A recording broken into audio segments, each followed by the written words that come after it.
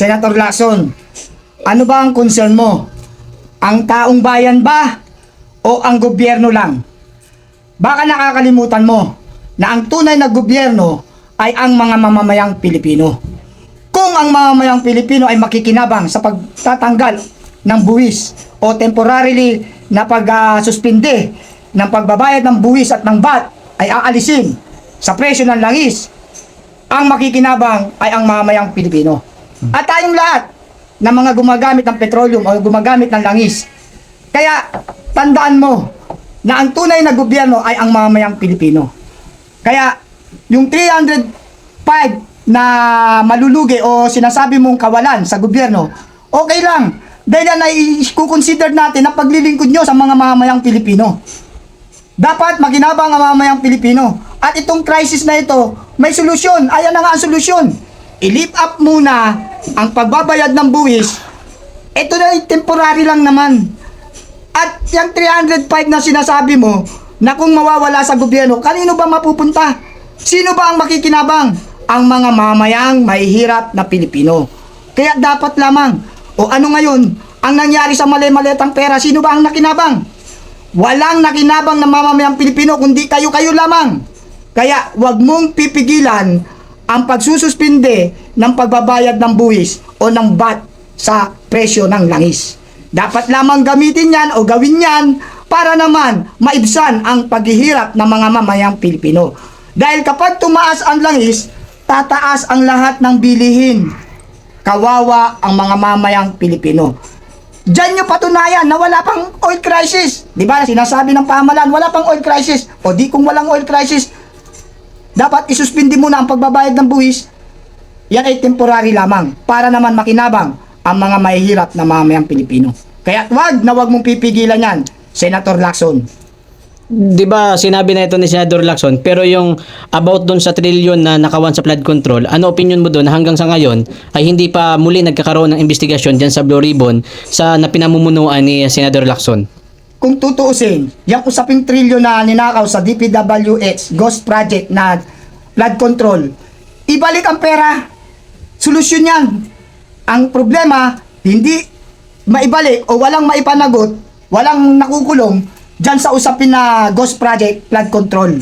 Dapat maibalik ang pera dahil nasa crisis ang bansang Pilipinas dahil nga may gera. At lahat ay tataas ang bilihin, ang pagbabayad ng kuryente, ang pagbabayad ng tubig.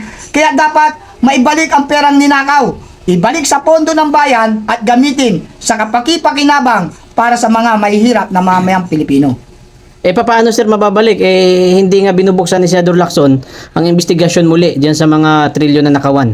Yun nga hindi bubuksan. Tapos merong solusyon na para maibsan naman ang kahirapan ng mamayang Pilipino na isuspindi muna ang pagbabayad ng buwis at VAT para naman bumaba ang mga bilihin, bumaba ang presyo ng langis para makinabang ang mga mahihirap na mamayang Pilipino.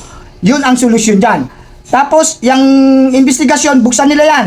Ipatawag ang 18X Marine para magsabi ng katotohanan at mapanagot ang tunay na mga magnanakaw o nangungurakot sa Ghost Project Flood Control DPWH. Ayun. So yun, ano kaya kinatakot nila nung pati hindi pinapatawag yung 18 Marines ngayon, sir? Yun nga bakit nga ba hindi ipatawag ang 18X Marine?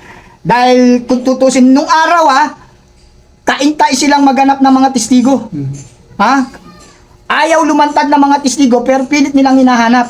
Nung panahon nung araw hindi panahon nila. Nung araw kasi, ang pinaka-importante kapag merong reklamo, dapat may testigo.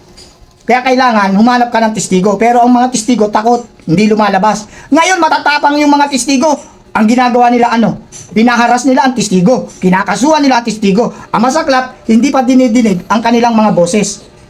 Binabaliwala. Katulad ngayon, may lumitaw na matatapang na ex-marine. Anong ginawa nila? Hindi nila ipatawag sa Senado para ma-under oath ang kanilang mga pahayag. Actually, yung 18 ex-marine ay may personal knowledge dahil dating tauhan ni Congressman Saldico. Ibig sabihin, may kaugnayan at may nalalaman. At hindi nila isasaalang-alang ang kanilang dignidad at integridad para magsinungaling. Hindi nila isasaalang-alang yun dahil yan during that time, mga ex-military yan, mga military pa active nung araw. At ngayon nga, na konsensya, nakita nila na ang kahirapan ng bansang Pilipinas ay dahil dun sa mga mali-malitang dala nila.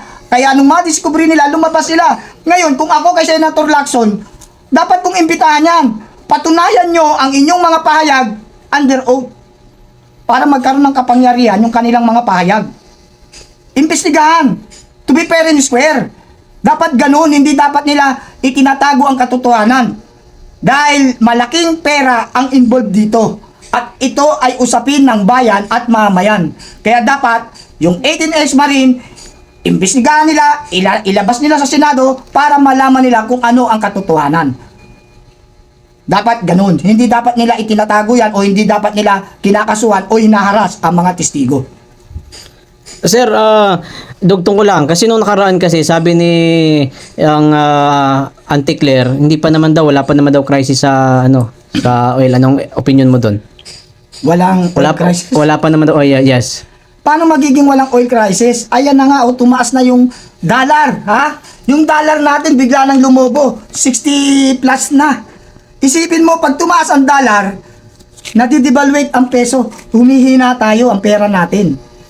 Kaya yan ay sign ng kahirapan. Yan ay sign ng crisis. Tapos sasabihin, wala pang crisis. Impossible dream. Walang krisis sa kanila kasi mali-maliit ang pera nila. E paano naman yung mga mahirap na mamayang Pilipino na apektado ng pagtaas ng gasolina? Eh sila may mga pre-coupon sila. Alam nyo ba na yung mga government official ay merong pre-fuel coupon? Meron sila niyan. Kaya hindi sila apektado. Pero ang apektado tayo. Tayong bumibili ng ating sariling gasolina para tayo makapunta sa paroroonan natin kung meron tayong sasakyan. At kung tayo naman ay mamamasahe o magta-transport, mahal ang pamasahe. Kaya impossible dream ang sinasabi nitong si Claire Castro na wala pang oil crisis. Meron na po. Meron na. Ang mabigat pa nga, nagsasamantala pa yung mga nagbebenta ng langis, nagsasamantala pa. Alam nyo ba, dapat may deep tank yan. Yung presyong binili mo sa murang halaga, dapat ibenta mo yun sa murang halaga. Bago ka magbenta ng mataas na halaga, meron dapat yan na fuel deep tank. Sinusukat yung deposito doon ng gasolina o ng langis nila. Dahil yun ay nakuha nila sa mababang halaga. Kaya dapat ipaubos muna nila yun bago sila magtaas. Hindi pa nga sila bumibili ng mataas na presyo, mataas na kagad yung benta nila na binili nila sa murang halaga. Doon pa lang meron ng pandaraya eh. Dapat may inspeksyon yan. Pupunta ang mga government official, ano ba nakakasakop sa langis? Energy. Department of Energy, di ba? DOE, Department of Energy official, magche-check yan sa mga fuel gasoline station.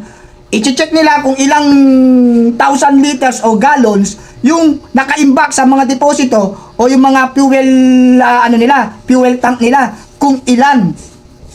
Ngayon, pag nasukat yun at meron pang halimbawa, merong 1,000 liter, paubos mo muna yung 1,000 liter mo. Dahil yun ay nabili sa murang halaga, ibenta mo yun sa mura. Sa lumang presyo, hindi yung bagong presyo eh. Iba sila, paldo-paldo.